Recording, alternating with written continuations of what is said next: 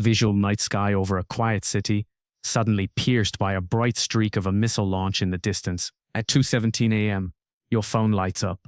Not a message, not a call, a warning. A missile has been launched. You have maybe 10 minutes, maybe less. Somewhere hundreds of kilometers away, a radar dish already saw it. A satellite already tracked it. A computer already calculated where it will land. And someone inside a dark room filled with glowing screens just made the call. This is early warning, and without it, modern civilization doesn't get a second chance. Part 2. Timing is everything. Visual interior of a military command center with large radar screens and operators monitoring data. Here's the part most people miss. Nuclear weapons aren't just about the explosion. They're about timing. A US Minuteman 30 and CBM flies at around 24,000 kilometers per hour. That's Mach 20. From Russia to the United States, roughly 30 minutes. From a submarine off your coast, maybe 10 to 15. That's not a war. That's a countdown. And early warning systems are the only reason the countdown doesn't end everything. Part 3. The birth of early warning. Visual Cold War archival footage. Massive radar stations and missile silos in snowy landscapes. This entire world, this invisible layer of sensors, satellites, radars, it really begins in the late 1950s because once both the United States and the Soviet Union had nuclear missiles, they realized something terrifying. You don't need to destroy your enemy's cities. You just need to destroy their ability to respond. It's called a first strike. Hit them so fast, so hard, they never get to launch back. So the solution? See it coming, instantly. Which brings us to the first system that tried to do exactly that and nearly started a nuclear war by mistake. Part 4. BME Jabuis. The first line, visual, large rotating radar installation in Greenland surrounded by snow and ice. The ballistic missile early warning system, BME JUICE, built by the United States in 1959, operational by 1960. 3 main sites, Thule in Greenland, Clear in Alaska, and Fylingdales in the UK. These weren't small installations. Each radar had a range of about 5,000 kilometers. They could track objects the size of a warhead in space. Watch the northern horizon, because Soviet missiles would come over the Arctic. Here's how it worked. A missile launches. It exits the atmosphere. And for about 20 minutes, it's basically a metal object flying through space. BME JUICE would detect it during that mid-course phase, when it's already on its way, which means you've already lost time. But even 15 minutes of warning, that's everything, except when it's wrong. Part 5. The Moon Incident. Visual old computer interface, flashing warning signals, operators looking tense. On October 5, 1960, BME JUICE lit up. Massive incoming attack. Hundreds of missiles. This was it. Except it wasn't. The radar had locked onto the moon. Yes, the moon. A rare alignment caused it to reflect signals in a way that mimicked a missile swarm. One glitch, one misread signal, and suddenly you're minutes away from nuclear retaliation. It was caught in time. Barely, but that moment changed everything. Because now the problem wasn't just seeing missiles. It was knowing what you're actually seeing. Part 6. Eyes in Space. DSP. Visuals, satellite in orbit, detecting infrared heat signatures of missile launches. So the United States went higher, way higher. Enter DSP, the Defense Support Program. First launched in 1970. These were satellites parked in geostationary orbit, about 36,000 kilometers above Earth.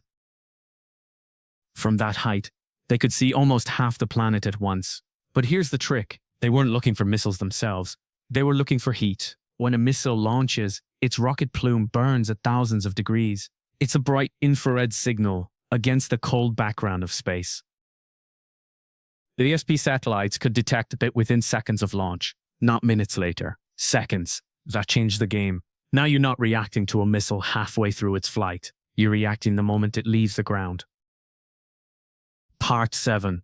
The Human Factor. 1983. Visual Soviet command bunker with dim lighting and officers staring at warning screens. Meet Stanislav Petrov. September 26, 1983. Soviet early warning system. The system was called UKU-I in Russian. That night, Petrov was on duty. Lieutenant Colonel, age 44. The alarm went off.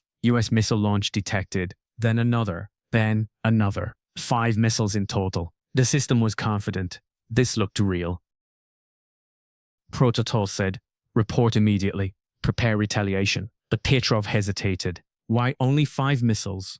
A real US first strike would be hundreds. Something felt off, so he did something insane. He ignored the system. Short pause.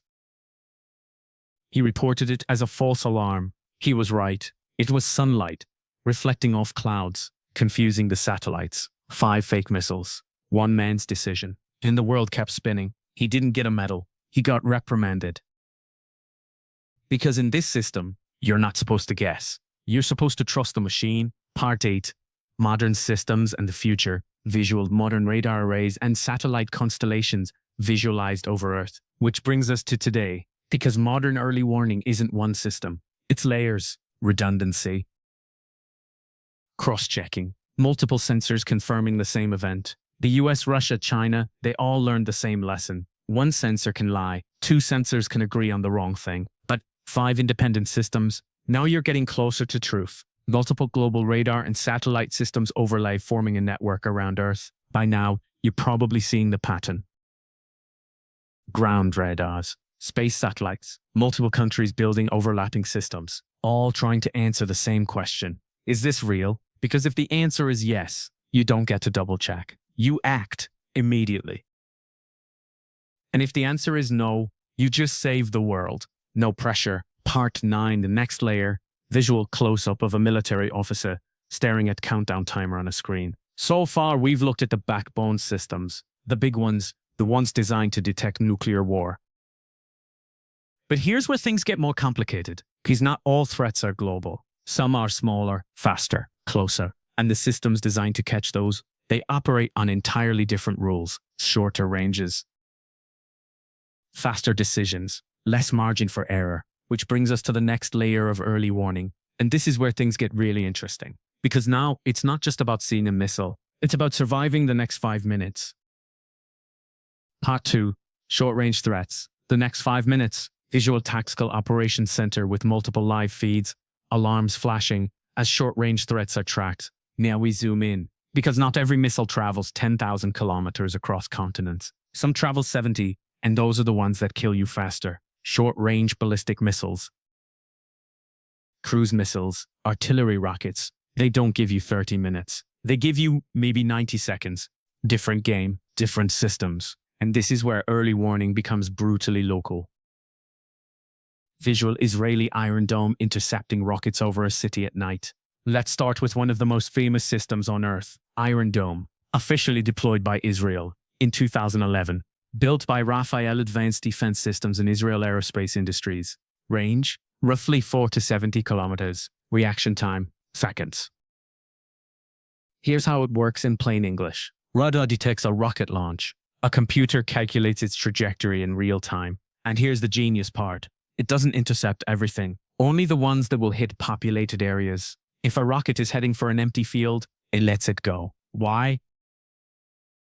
Because each Tamir interceptor missile costs about $40,000 to $50,000. The rockets it shoots down? Sometimes less than $1,000. Do the math. You can't afford to intercept everything, so Iron Dome makes a decision.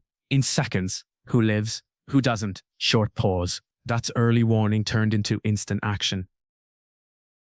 Visual close-up of Iron Dome radar tracking multiple incoming rockets simultaneously. During conflicts in Gaza, Iron Dome has intercepted thousands of rockets. Success rate, around 85–90%, according to Israeli defense sources. Not perfect, but when you're dealing with hundreds of launches in a single day, nothing is. And behind every interception, there's a chain. Detection or classification, decision, response. All happening faster than you can read this sentence. Visual Patriot missile battery launching interceptor in desert environment. Now scale that up. Meet the Patriot system, originally deployed by the United States in 1981, but heavily upgraded ever since PAC-2, PAC-3, PAC-3 MSE. Range, up to 160 kilometers depending on the missile. Role, air defense and missile defense. Patriot doesn't just detect, it tracks and kills. Radar locks onto incoming threats. Aircraft, cruise missiles, ballistic missiles, then launches interceptors at speeds over Mach 4. And yes, It's been battle-tested. 1991 Gulf War, 2003 Iraq War, and more recently, Ukraine. According to US officials, a Patriot battery in Kyiv reportedly intercepted Russian Kinzhal hypersonic missiles. That's wild, because the Kinzhal was supposed to be unstoppable. Turns out, visual Ukrainian air defense crew operating Patriot systems during nighttime alert. Meet Oleksandr, age 29, former IT technician from Lviv. In 2022, he becomes an air defense operator. His job? Watch the screen. Dots appear, fast ones. He has seconds to identify the threat. Is it a drone? A cruise missile? A decoy? He chooses wrong, people die. He chooses right, no one even notices. That's the strange thing about early warning. When it works, it's invisible. When it fails, it's history. Visual low-flying cruise missile skimming terrain with radar tracking overlay. Now let's talk about something harder to detect. Cruise missiles. Unlike ballistic missiles, they don't go up into space. They fly low, really low, sometimes 50 meters above the ground, using terrain to hide. It's called terrain masking. Basically using hills and buildings as cover so radar can see you. That makes detection incredibly difficult. So countries use over-the-horizon radar, systems that bounce signals off the ionosphere to see beyond the curve of the Earth. Australia's JORN system, Russia's container radar, China's expanding network, range up to 3,000 kilometers. But resolution? Lower. You see something, but not clearly. It's like hearing footsteps in the dark. You know something's there, you just don't know what. Visual, hypersonic glide vehicle maneuvering unpredictably through atmosphere. Now we come back to the nightmare scenario. Hypersonic glide vehicles. Russia's Avangard. China's DF-ZEF. These things don't just fly fast. They think fast. Well, not literally, but they move unpredictably. Speed, Mach 10, Mach 15, even higher. Altitude, lower than ballistic missiles, higher than cruise missiles. They exist in the gap, which means most radars weren't designed for them. So early warning systems struggle. You detect them late, you track them poorly, and your response window, tiny. This is the edge of current technology, and it's not comfortable. Visual, global map showing overlapping missile detection systems from multiple countries. Now step back, look at the whole system. The United States has SBIRs and ground radars. Russia has Voronezh and its new EKS satellites. China is building a hybrid network. Israel focuses on layered defense, Iron Dome, David Sling, Arrow systems. Different designs, same goal, see first, decide fast, survive. Visual, multiple radar feeds, merging into a single command interface. And here's the part that changes how you see all of this. Most people think early warning is about technology. It's not. It's about trust. Trust in sensors, trust in algorithms, trust in people under pressure. Because every system we've talked about, every single one has failed at some point. False alarms, misidentifications, human hesitation, and yet we still rely on them. Visual countdown timer overlay with nuclear launch keys and command center tension. Here's the aha moment. Modern warfare isn't just about who has the most powerful weapons. It's about who can decide the fastest with the least information, under the most pressure. That's the real battlefield. Not land, not sea, not air, time, and early warning systems. They are machines built to buy time. Nothing more, nothing less. Visual, quiet suburban city at sunrise. People unaware of hidden defense systems above them. So which system is the best? It's the wrong question. BMEWs gave minutes. DSP gave seconds. SBIRs gave clarity. Iron Dome gave choice. Patriot gave interception. Each solved a different piece of the same problem. Seeing the future, just early enough to change it. But here's the uncomfortable truth. No system is perfect. Not one. And someday, somewhere, something will slip through. Short pause. The hope is, we're still watching when it happens. Abysmal final shot. Earth from space with faint radar waves and satellite paths. Because right now above you, satellites are staring into the dark. Below you, radars are sweeping the horizon. And somewhere in a quiet room filled with screens, someone is waiting, watching, counting seconds, hoping they never have to decide. And if they do, they get it right. The first time.